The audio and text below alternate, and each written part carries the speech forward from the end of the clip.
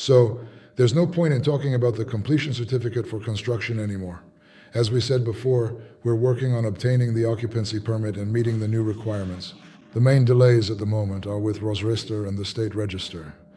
We expect to get consultations at the beginning of December, mainly because there is a very long queue there. Nevertheless, we are continuing to work on this issue. Therefore, you really shouldn't expect the permit for operation and use to be issued any earlier than the very end of this year, at the absolute earliest. Unfortunately, that's the current situation. It's not entirely up to us, and there are factors beyond our control. In October, a total of 13.5 million rubles were credited to the settlement account of LLC Sovelmash, which is a significant development for the company. Another objective fact is this. Several contracts have already been officially signed for the provision of various services, including, for example, the production of products. The delivery timelines are quite flexible at this time because the clients fully understand the situation. That we are currently not allowed to operate or produce any products at these facilities. There are certain types of work that we are able to do at other sites, meaning locations other than our main workplace, but we would generally prefer not to do so unless it is necessary. This is because working at other sites can sometimes present additional challenges, such as logistical difficulties or the need for equipment that is only available at our primary location. Therefore, I hope that we will be able to meet the tasks and objectives set by the client, as the deadlines for these tasks are clearly specified in the contracts we have signed. At the end of this week, on Saturday, a shipping container finally arrived from China carrying important equipment. That means we have now received a specialized machine for producing packaging from foamed polystyrene, which is basically what people commonly call foam plastic. This new equipment will help us manufacture packaging materials more efficiently. This packaging is intended for packing fairly large engines, for example, those used to drive the propeller of the Motilek of the 305th size. The blade will also be packed there, as well as the controller. That's why we've been waiting for this machine for a long time, and finally, it has arrived. Among other significant events, a coordinate measuring machine has arrived. It arrived on Saturday, and today it is already connected. We have checked the software operation. By the end of the day, compressed air will be connected, and we have already submitted a request for specialist training to operate this machine. Why do we need it? It will significantly improve the work of the technical control department, increase the productivity of technical control, and enhance reliability, because this way we eliminate the human factor. In addition, all of the measurements are carefully documented, including the specific tolerances that the machine provides. That is why the quality control department is now reaching a new and higher level. We have also recently received a new machine that is specifically designed to strip the enamel coating from copper winding wire, which is an important process in preparing the wire for use. Up until now, our method involved using mechanical cleaning techniques. However, these mechanical methods are not very productive, and in many cases, they can accidentally nick or damage the wires during the cleaning process. Because of this, the wire breaks, which leads to additional costs and time. With this new machine, such problems won't occur. Productivity will increase significantly. So, this machine has arrived. We also received a new compressor unit, although it arrived without a receiver, but it does have the required and necessary capacity for us to finally, after a long wait, launch the extremely powerful and much-needed nitrogen station that we require for a whole range of important technological processes.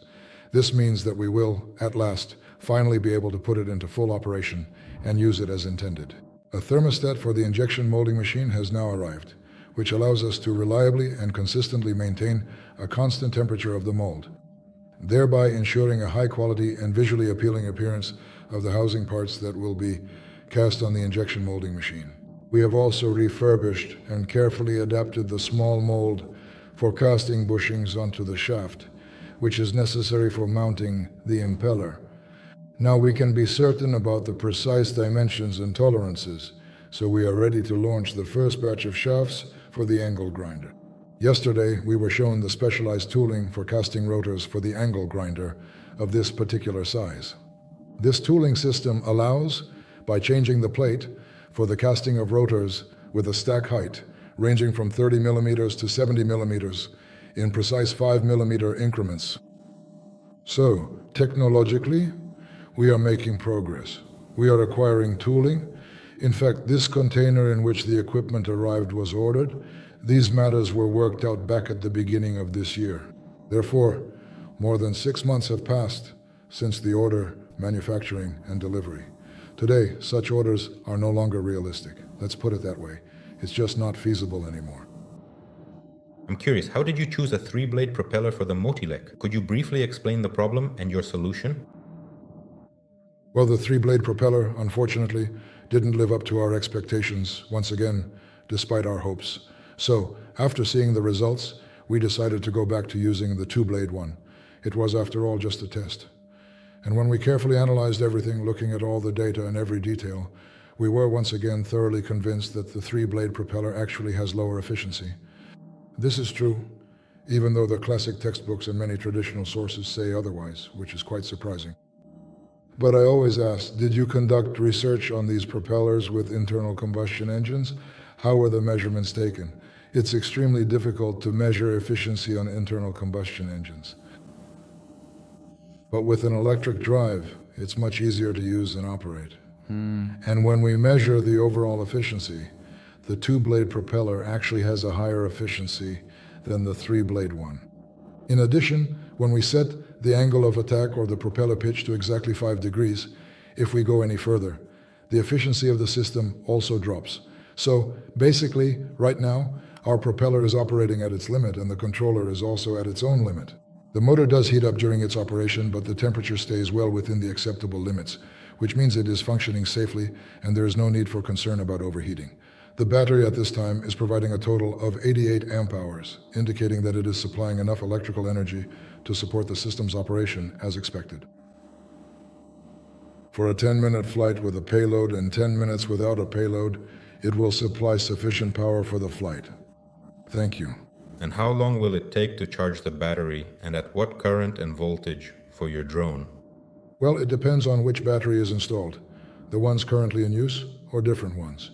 You can equip it with various batteries. Naturally, the price will vary as well, so there needs to be an optimal balance. I believe that for a quadcopter of this class, it is important to have 2 interchangeable sets of batteries, because for a typical round-trip flight, there's unloading at the destination, loading here at the starting point, hooking up the batteries, and everything else that needs to be done. All of these steps take time. During this time, you can also simply charge 1 or 2 spare sets. So within 2 to 3 hours, it's quite easily manageable. Thank you. Are there any clients interested in designing asynchronous electric motors using the Slavyanka technology? Negotiations are ongoing right now, but there's an interesting topic: lost technologies.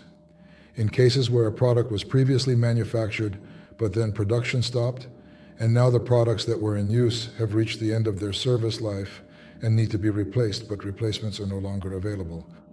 And the task is not just to create a one-to-one project or to perform a reverse engineering process based on existing samples, but also to reduce both the overall weight and the physical dimensions of the product. Well, yes. For example, imagine this scenario.